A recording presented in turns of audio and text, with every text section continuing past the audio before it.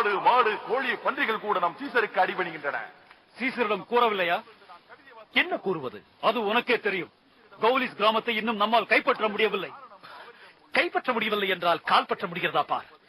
Caesar பாராட்டுவார். இதை பற்றி சீசரிடம் நானே கூறுகிறேன்.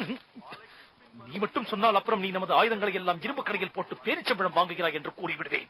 நான் அப்படி செய்யவில்லை. நான் அப்படித்தான் செய்கிறேன்.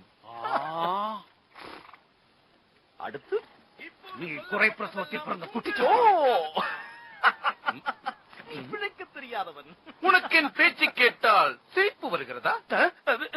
இல்லை இல்லை இல்லை, உங்கள் பேச்சை கேட்டதும் சிரிப்பு வரவில்லை. இந்த தளபதி யானையை பற்றி சொன்னதை கேட்டதும் சிரிப்பு வந்துவிட்டது. யானை முன்னாடி வா வா. என் கண்ணைப்பார், உற்றுப்பார். பொய் சொன்னால் சிங்கத்துக்கு இரையாக்கி விடுவேன்.